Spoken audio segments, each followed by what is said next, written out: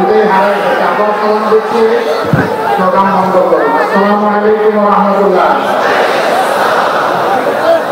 কেমন আছেন আপনারা? আলহামদুলিল্লাহ। আমাদের অতি শ্রদ্ধার পাত্র জয়পুরহাটের হাটবাসীর প্রিয় নেতা, বাংলাদেশ জামাত ইসলামের সাবেক ভারপ্রাপ্ত আমির জনাব আব্বাস খান সাহেব এলাকার মানুষ, আমাদের প্রিয় মানুষ, শ্রদ্ধার মানুষ, ভালো মানুষ। আপনাদের কাছে দুটো অনুরোধ। একটি হচ্ছে সাংবাদিক বন্ধুরা এখানে দাঁড়িয়েছেন, পেশাগত দায়িত্ব পালন করবেন।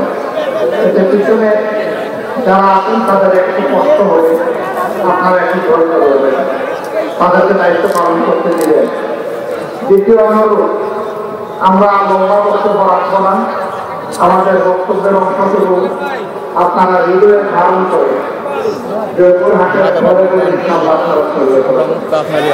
সেই পর্যন্ত আপনারা সকলে ধৈর্য ধরে আমাদের সাথে থাকবেন ইনশাআল্লাহ।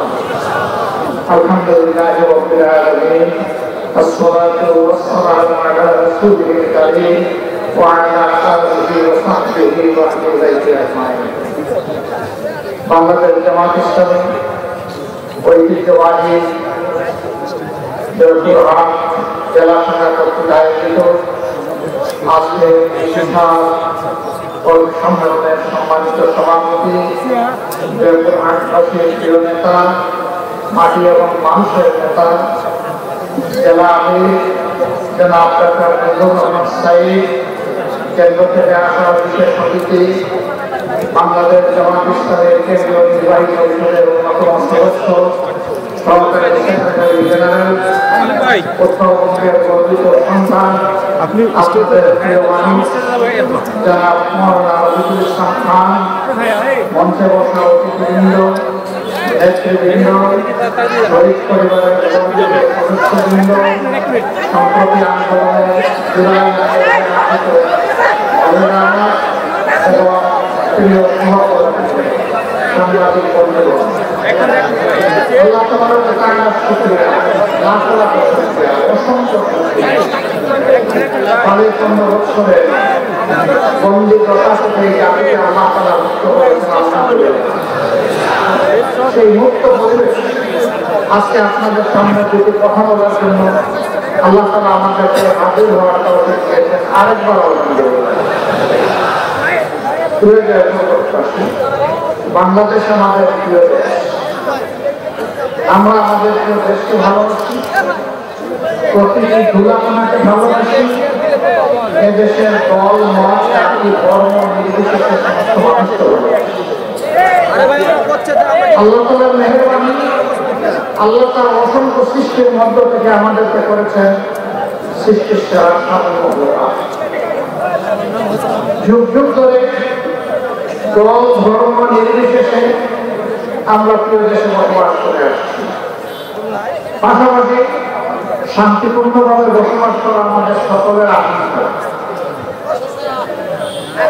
সেই আকাঙ্ক্ষা পূরণে কখনো কখনো কিছু ব্যতিক্রম ঘটেছে, যা ঘটেছে এটি অমানবিক, অসুন্দর, অনাকাঙ্ক্ষিত। স্বাধীনতা পেলাম 54 বছর। এই দীর্ঘ পথ পরিক্রমা একটা জাতি বিশ্বের দরবারে মর্যাদাবান জাতি হিসেবে দাঁড়ানোর জন্য যথেষ্ট সময় ছিল। কেউ যদি বলে বাংলাদেশের স্বাধীনতার পরে জাতির জন্য ভালো কিছুই হয়নি, আমি একমত হব না। হ্যাঁ, অনেক কিছুই ভালো হয়েছে, কিন্তু যদি দুর্নীতি এবং দুঃশাসন না থাকত তাহলে অকল্পনীয়ভাবে বাংলাদেশ মাথা উঁচু করে দাঁড়াতে পারে। দুর্নীতি এবং দুঃশাসনের কারণে আমরা স্বাধীনতার সেই ফসলটুকু ভোগ করতে পারলাম না। সম্প্রতি দুঃশাসন আমরা প্রত্যক্ষ করেছি, ওটা জাতি মধ্যম ছিল। বিশেষ করে আমাদের দলটির কথা আপনারা জানেন। আমাদের সম্মানিত সহকর্মী, সিনিয়র নেতৃবৃন্দের সিরিয়াল ধরে 1 থেকে 11 জনকে আমাদের বুক থেকে ছিনিয়ে নেওয়া হয়েছে।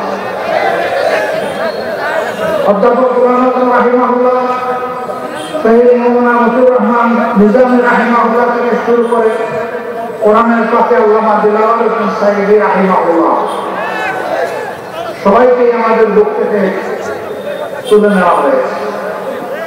মহান রবের দরবারে দোয়া করি, আল্লাহ তোমার এই গোলামদেরকে বিশেষ ভালোবাসার গোলাম হিসাবে কবুল করো, তাদেরকে শহীদ হিসাবে কবুল করো, শহীদি দরজা দান করো, জান্নাতের আলাদা দরজা তাদের জন্য তুমি নির্ধারিত করে দাও। সম্মানিত ভাইরা, তাদের উপর যখন জড়ো হয়, মিথ্যা অভিযোগে যখন বিচারের নামে অবিচার করা হয়, তখন এদেশে লক্ষ লক্ষ মুসলমান, কোটি মুসলমান এই অন্যায়ের প্রতিবাদ করেছিল। এই জয়পুরবাসীও আপনারা প্রতিবাদ করেছিলেন। এক এক করে আপনাদের অনেক লোক জালিমদের হাতে দুনিয়া থেকে বিদায় নিতে হয়েছে। অনেকে পঙ্গুত্ব বরণ করেছেন, অনেকে জেলে গিয়েছেন, অনেকে দেশ ছাড়া হয়েছে, অনেকে দেশের ভিতরেই মুহাজির হয়েছে। সারা বাংলাদেশের চিত্র এক এবং গভীর। আমাদের শত শত ভাই বোনকে খুন করা হয়েছে। বোনদের মাঝে জয়পুর হাজারে যাকে খুন করা হয়েছে, অসংখ্য মা বোনের ইজ্জত লুণ্ঠন করা হয়েছে, দফায় দফায় মামলা দিয়ে রিমান্ডে নিয়ে কষ্ট দেওয়া হয়েছে। তরতাজা যুবকদেরকে ধরে নিয়ে থানার দৌড়ে চিৎ করে শুয়ে রাইফেলের ব্যারেল টিপিয়ে তাদেরকে গুলি করে পা বিচ্ছিন্ন করে দেওয়া হয়েছে, চোখে গুলি করে অন্ধ করে দেওয়া হয়েছে।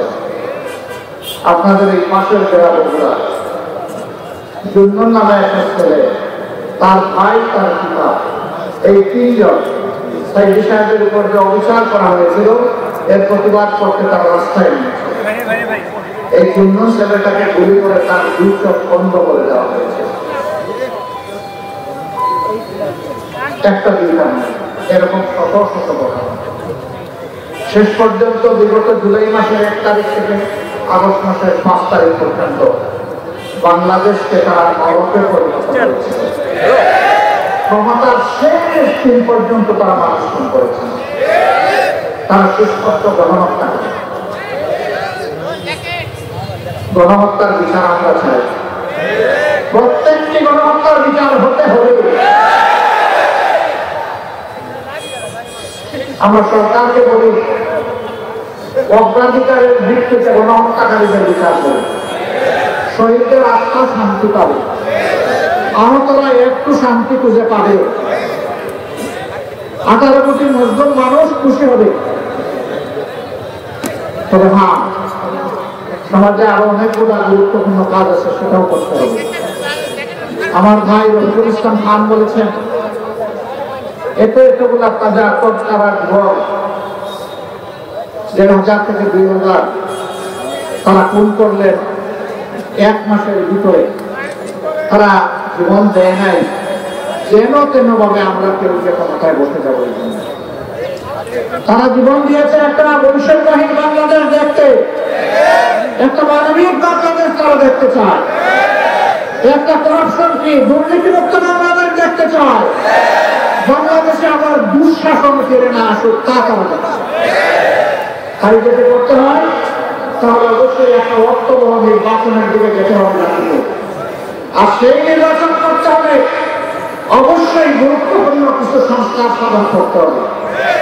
এই জন্য জামাত ইসলামী 5 তারিখেই বলে দিয়েছে, এই সরকারকে আমরা যৌক্তিক সময় দিতে চাই প্রয়োজনীয় সংস্কার সাধনের জন্য। তাড়াহুড়া করে আমরা নিজেরাও ক্ষমতায় যেতে চাই না, কেউ তাড়াহুড়া করে ক্ষমতায় যাক সেটাও হবে। আমরা চাই একটা সুস্থ নির্বাচনের মধ্য দিয়ে আল্লাহ তাআলা যাদেরকে সুযোগ দেবেন, জনগণ যাদেরকে ভালোবাসা এবং সমর্থন দিয়ে তারা যেন বাংলাদেশের পরিচালনার দায়িত্ব পায়। তবে অতীতে আমরা যা দেখেছি, হ্যাঁ মাইক দিয়ে একটা বন্ধ হয়ে যেতে পারে, অভিযোগের বাকি দিয়ে শুনে ইনশাল্লাহ খাবার করে ফেলবেন। বলছিলাম আপনি ইশারা দিবেন না, ধৈর্য ধরে বসে থাকুন, যা শুনলেন কতটুকুই আলহামদুলিল্লাহ চলবে, আলহামদুলিল্লাহ চলবে। সম্মানিত ভাইয়েরা, বলছিলাম যে প্রয়োজনীয় সংস্কার আমাদের শাসন করেই তবে একটা গ্রহণযোগ্য নির্বাচন আমরা দেখতে চাই। কিন্তু অতীতের দুর্ঘটনা ঘটনা যারা নির্বাচনের আগে জাতিকে অনেক ভালো ভালো কথা বলেছেন, ওয়াদা করেছেন, ইশতেহার দিয়েছেন, নির্বাচনের পরে যে সব তারা হয়ে গেছে। 5 বছর জাতিকে দেওয়া ওয়াদা বাস্তবায়নে তারা আগ্রহী ছিলেন না, বরঞ্চ অনেকেই কর্তৃপক্ষ দমনে ব্যস্ত হয়ে গেছে। আপনি তো দেশ গঠন করবেন, আপনি দমনে ব্যস্ত হবেন কেন? দেশ গঠন করলে তো এমনি যার যেটা পাওনা বিচারের মাধ্যমে সেটা পাবেন এবং নির্বিশেষে সমস্ত মানুষ উপকৃত হবে। এর কারণ দুইটা, ক্ষমতায় যারা গিয়েছেন তারা যথাযথভাবে আল্লাহকে ভয় করতেন না। আদালতে আখেরাতে আল্লাহ তাআলার দরবারে তাদের দায়িত্বের জন্য, কর্তব্যের জন্য তাদেরকে জবাব দিতে হবে, এই বিশ্বাস তাদের ছিল না। যদি থাকতো তাহলে আল্লাহকে ভয় করে তারা চলতেন, তাদের হাতে জনগণের জীবন, সম্পদ, ইজ্জত সম্পূর্ণ নিরাপদ থাকত। দ্বিতীয় কারণ হচ্ছে তারা জনগণকে বোকা মনে করে রাজনীতিকে ব্যবসা হিসাবে গ্রহণ করেছে। ক্ষুধার্ত হয়ে বসে থাকে, কখন ক্ষমতায় যাব, আর পেট করে খাইতে খাইতে বদহজমি পর্যন্ত বুঝবে। বদহজমি বুঝে ক্ষমতা যখন চলে যায় তখন পেটে পিসা দিলে সব মুখ দিয়ে বের হয়ে যায়। হচ্ছে না?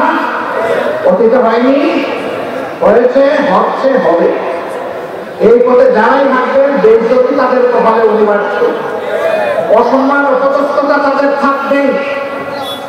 মানুষ কেন টাকার গোলাম হবে, সম্পদের গোলাম হবে? মানুষ তো আল্লাহর গোলাম হবে। মানুষ যখন আল্লাহর গোলাম করে প্রত্যেকটা মানুষকে সম্মান করবে, ভালোবাসবে। সে যে ধর্মের হোক, ধর্ম দেখবে না, দেখবে তিনি আমার মতো একজন মানুষ, আমার উচিত তাকে সম্মান করা, আমার উচিত তাকে ভালোবাসা। অনেকে বলে নির্বাচিত হওয়ার আগে নির্বাচনের সময় ছেলেকেও বাবা ডাকে, বাবাকেও বাবা ডাকে। ওই যে আপনাকে তো আমার বাবার মতো না। আমাদের ওইদিকে একজন ভদ্র জ্ঞানী ছিলেন, বললেন যে এত বাবা তো বানাইতে পারবেন, আমাকে আর না বুঝছেন তো? তো বলছে, এরপরে জিজ্ঞেস করছে, আচ্ছা এখন যে বাবা আছেন নির্বাচনের পরে মনে থাকবে তো? বলেন নির্বাচিত হওয়ার 1.5 বছর পরে ওনার সাথে একটু মোলাকাত করতে গেছে, তো বলে যে আপনাদের আমি কোথায় দেখেছিলেন? হ্যাঁ, মানুষ তার বাবাকে ভুলে যায় এখন দেখতে পাবে। এগুলো কি আছে? 5 বছর আর স্মরণ থাকে না। স্মরণ থাকে একটা জিনিস, আবার কিভাবে ক্ষমতায় আসতে। এই জন্য নির্বাচন হয় 14 সালে, সেখানে মানুষ দেয় না। নির্বাচন হয় 18 সালে, সেখানে নিশিরাতের নির্বাচন হয় 24 সালে, সেখানে হয় আমি আর মামুন, আমি আর দামিন নির্বাচন। একই দলের মধ্যে প্রতিদ্বন্দ্বিতা, মানুষকে নিয়ে থামসা করা হচ্ছে। মানুষের বুঝের অধিকার, নেশা খাওয়ার অধিকার, খাওয়ার অধিকার, বাঁচার অধিকার, সমস্ত অধিকার, শিক্ষার অধিকার, স্বাস্থ্য সেবার অধিকার সব তছনছ করে দেওয়া হয়েছে। আমরা সেই অধিকারগুলো দেখতে চাই যে আবার মানুষের অধিকার মানুষের কাছে ফিরে এসেছে। কিভাবে আসবে? অতীতে যারা মানুষের অধিকার লঙ্ঘন করেছে, তাহলে ভবিষ্যতে আবার তাদেরকে ক্ষমতায় আনতে হবে, তাই না? লঙ্ঘনকারীদেরকে আর ক্ষমতায় আনা যাবে না। বর্তমানে যদি কেউ লঙ্ঘনকারী হয়ে থাকে তাহলে তাকে কি আরেকবার পরীক্ষা করার দরকার আছে? দরকার নেই। এত কষ্ট এত দুর্বিষহ যন্ত্রণা দেওয়া হয়েছে বাংলাদেশ জামাত ইসলামীকে, কিন্তু আল্লাহ অশেষ মেহেরবানি, আমরা আমাদের সহকর্মীদেরকে আপনাদেরকে অনুরোধ জানিয়েছিলাম শান্ত থাকুন, ধৈর্য ধরুন এবং দেশ গঠনে অংশগ্রহণ করুন। আমরা বলেছিলাম সাবধান, আমাদের একজন সমর্থক কিংবা শুভাকাঙ্ক্ষের হাতও যেন কারো সম্পদের দিকে অন্যায় ভাবে না যায়। কেউ চাঁদা নেবেন না, কেউ ফুটপাত দখল করবেন না, কেউ কোনো স্ট্যান্ডে গিয়ে দখলদারি দাবি করবেন না।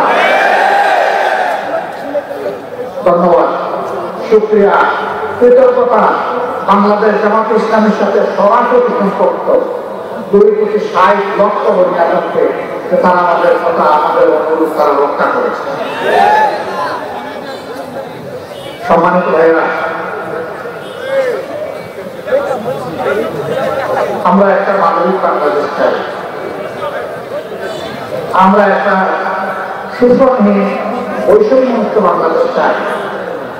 আমরা এর জন্য এই দেশে সরকারের শাসন চাই। অবশ্যই মানুষ আপনাদেরকে জিজ্ঞেস করবে, আপনারা যদি নির্বাচিত হন তাহলে সৎলোক থাকবে, তার প্রমাণ কি? দুটা প্রমাণ, একটা 2001 সাল থেকে 6 সাল আমাদের তৎকালীন আমির জামাত এবং সেক্রেটারি জেনারেল মন্ত্রী ছিলেন।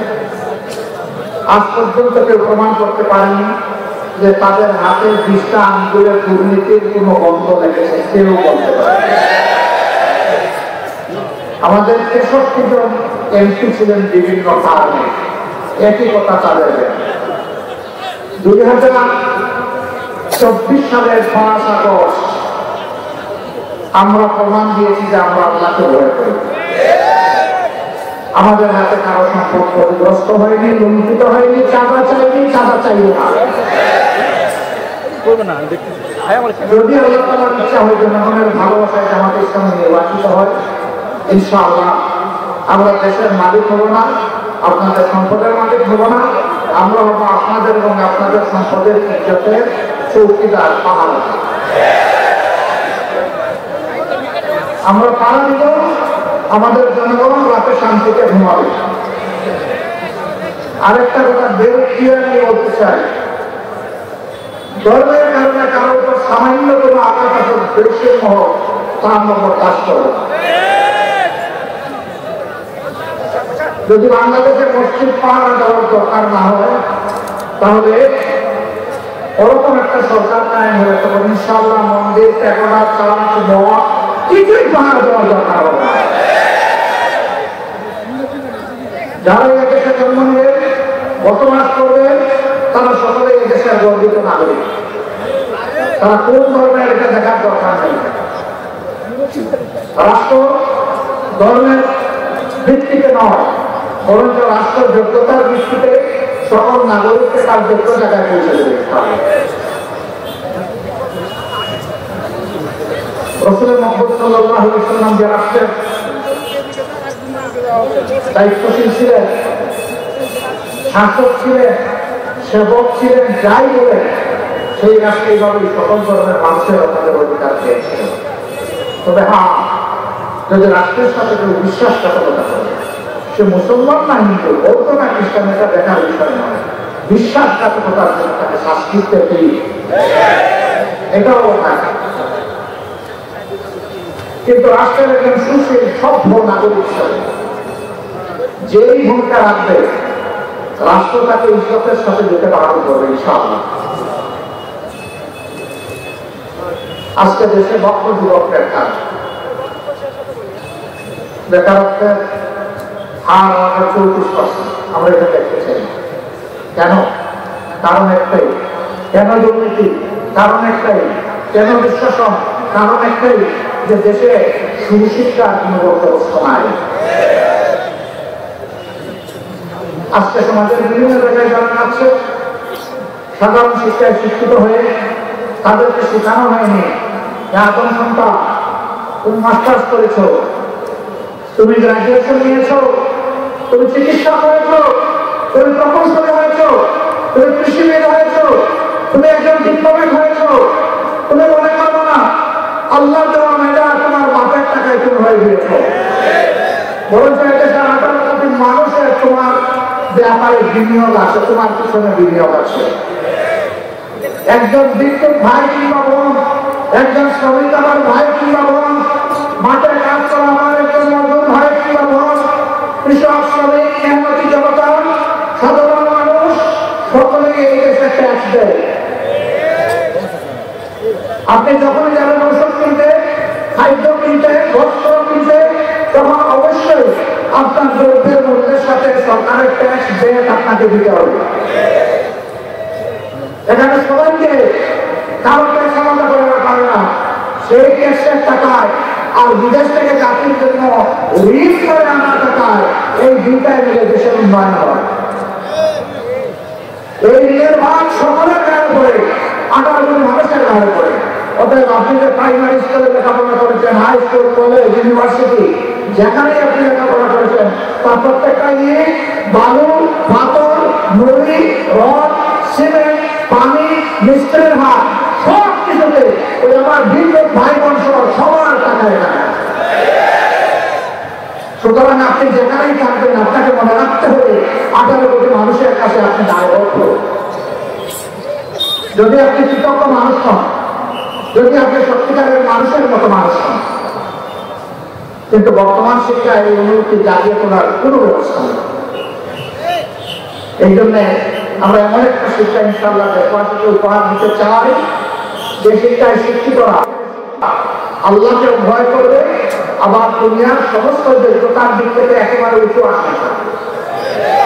ওদের শিক্ষা পাঠ শোনানোর পরে 1 টুকরা, 2 টুকরা, 5 টুকরা সার্টিফিকেট কাগজ দিয়ে আজকে ওখানে, কালকে ওখানে দৌড়াদৌড়ি করে শেষ পর্যন্ত কেউকে আত্মহত্যা করে। এটা আমরা চাই শিক্ষার পাঠ শেষ, কাগজের টুকরার সাথে সাথে তার কাজও তাকে ধরিয়ে দেওয়া হবে। প্রত্যেকটা যুবক যুবকের হাতে দেশ করার কারিগরের হাতে পরিণত করা হবে। এই শিক্ষা যদি আমরা সমাজে কায়েম করতে পারি, সমাজ থেকে দুর্নীতি এবং দুঃশাসন বিদায় নেবে। আর এই শিক্ষা যদি সমাজে কায়েম না হয়, তাহলে সমাজ থেকে দুর্নীতি এবং দুঃশাসন বিদায় করা সম্ভব হবে না।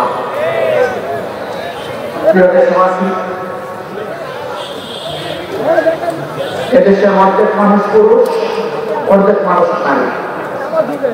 জীবনের চাকরির প্রয়োজনের খাতিরে নারীদেরকে বিভিন্ন পেশায় নিয়োজিত হতে হয়, কিন্তু আমরা প্রায় তাদের দুঃখের কথা, কষ্টের কথা, সম্মানহানির কথা, অপদস্থতার কথা আমরা গণমাধ্যমে দেখতে পাই। সমাজে যা করে তার খুব কমই আমরা জানতে পারি। ইজ্জতের কারণে, উজ্জ্বলতার কারণে অনেক কিছু সমাজের সামনে আসে না। দেশটা যদি কোরআনের শাসনে শাসন করা হয়, ইনশাআল্লাহ সৈনিক থেকে একদম নিচে যারা পরিচ্ছন্নতা করবে, পিয়ন থেকে প্রেসিডেন্ট, সব জায়গায় ভালো মানুষেরা, যোগ্য মানুষেরা কাজ করার সুযোগ পাবেন ইনশাআল্লাহ। আর নারীরা তাদের সম্পর্ক কর্মক্ষেত্রে প্রয়োজনের চাকরিদের জাতি করার কারিগর হিসাবে তারাও কাজ করে। তারা বাড়তি 2টি জিনিস পাবেন যেটা থেকে এখন তারা বঞ্চিত। একটা তাদের মর্যাদা, আরেকটা তাদের নিরাপত্তা। তারা মর্যাদা এবং নিরাপত্তার সাথে কাজ করে। রাসূল সাল্লাল্লাহু আলাইহি ওয়াসাল্লামের সাথে মহিলারা যুদ্ধ করেছে। এর থেকে বড় কোনো কাজ জীবনে হয় সবচেয়ে কঠিন এবং ঝুঁকিপূর্ণ কাজ। তার সময় মহিলারা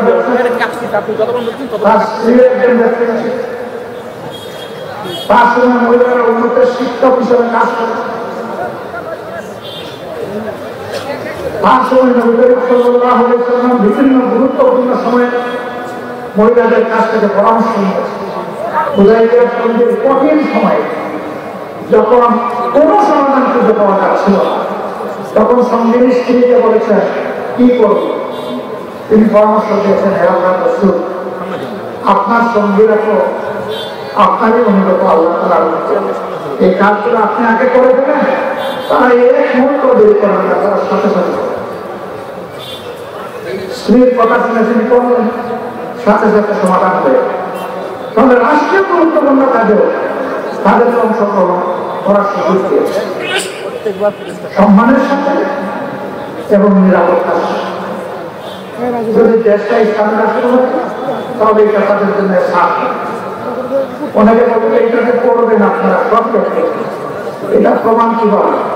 হ্যাঁ, আমরা নিজেরা কিছু প্রতিষ্ঠান চালাই, সেই প্রতিষ্ঠানগুলোতে শত শত কর্মী কর্মচারী কর্মকর্তা কাজ করে। এরকম একটা প্রতিষ্ঠানের সাথে আমারও সম্পর্ক, একটা মেডিকেল কলেজ। আল্লাহ তাআলা আমাকে এটা প্রতিষ্ঠাতা সভাপতি দান করেছেন। 2200 কর্মকর্তা কর্মচারী সেখানে কাজ করে, উচ্চ শিক্ষিত মানুষ থেকে শুরু করে একেবারে সাধারণ কর্মচারী সেখানে আছে। সেখানে আমরা কোন ধর্ম থেকে কাউকে কাজের নিয়োগ করি নাই, আমরা তার যোগ্যতা দেখে কাজের নিয়োগ করি। সকল ধরনের মানুষ সেখানে কাজ করে, সকল ধরনের ছাত্রীরা সেখানে লেখাপড়া করে। এটা শুধু মেয়েদের জন্য হয়ে গেছে। একজন সাংবাদিক আমাকে বললো এটা কি সত্য? আমি বললাম যে আমি কোনো জবাব দেবো না, আপনি চলে যান, আপনি ইনভেস্টিগেশন করেন, ইনভেস্টিগেটিভ জার্নালিজমের মাধ্যমে আপনি জাতির সামনে আমি যদি অসত্য কথা বলি সেটা তুলে ধরেন। তিনি গিয়েছেন, জাতির সামনে তুলে ধরেন।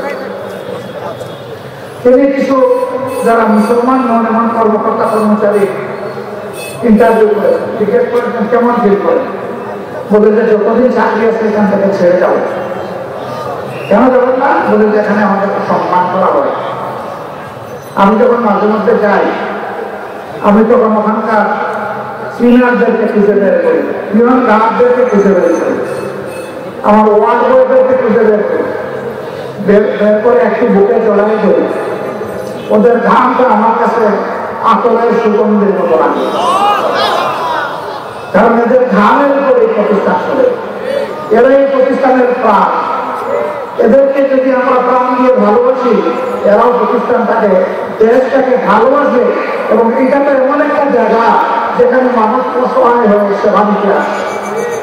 সুতরাং এরা যদি ভালো পরিবেশ পায়, ভালো মনসী হয়ে গড়ে ওঠে, এখানে নিতে আসা সেবা নিতে আসা মানুষগুলো এখানে আসবে। আমি নিজেকে ধন্য মনে এদেরকে বুকে জড়াই করি।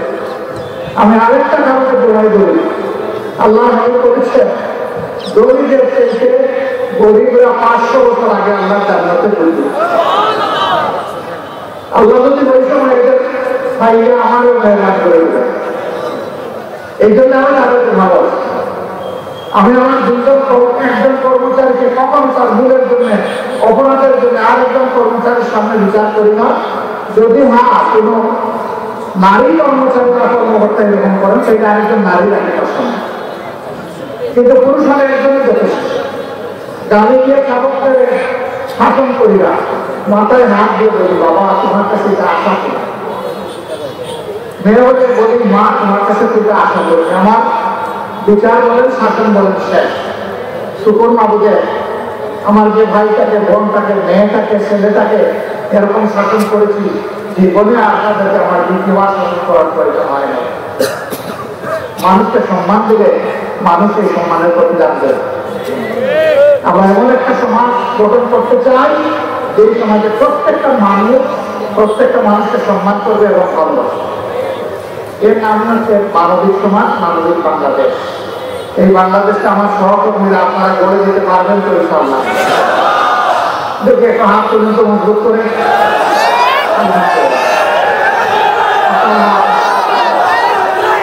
অনেক আশা করি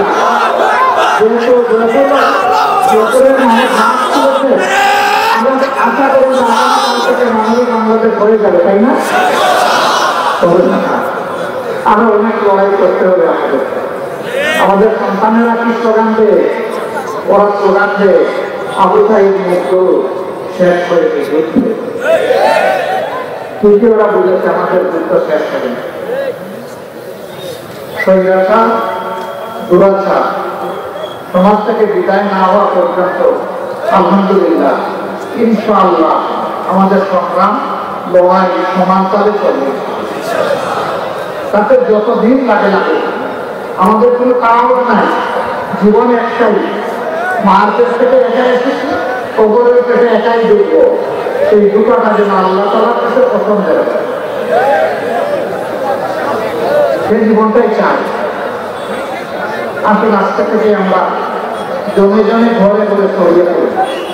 মানুষকে বলি যে আল্লাহ আমাদেরকে সৃষ্টি করেছেন, সেই আল্লাহ দেওয়া আইনি আমাদের সকলের জন্য উত্তম সমাধান রয়েছে। সেই সমাধানের দিকে আমরা যেতে চাই, আপনারাও আমাদের সঙ্গে যারা রাজি হবেন তাদেরকে একটু বলবেন আপনাদের একটুখানি ভালোবাসা চাই, একটু সমর্থন চাই, একটু সহযোগিতা চাই, আপনাদেরকে পাশে চাই, আপনাদের বুঝের বিছানায় আমাদের জন্য একটি জায়গা চাই। আপনারা পারবেন যে জবাবটি বুঝতে, কোরআনের এই জবাবটি বুঝতে পারবেন? আল্লাহ রাব্বুল আলামিন আপনাদের সকলকে উত্তম হায়াত দান করুন, সুস্বাস্থ্য দান করুন। এই জেলার উপর আল্লাহ তাআলা রহমত নাযিল করুন। আল্লাহ তাআলা শান্তির ফয়সালা দেশবাসীর উপর দান করুন। আগামীতে একটা মানবিক বাংলাদেশ মিলেমিশে হাতে হাত মিলিয়ে, হাতে কাঁধ মিলিয়ে গঠন করার তৌফিক আল্লাহ তাআলা আমাদের দান করুন। আসসালামু আলাইকুম ওয়া রাহমাতুল্লাহি ওয়া বারাকাতুহু। বাংলাদেশ জিন্দাবাদ, বাংলাদেশ জামাত ইসলামী জিন্দাবাদ।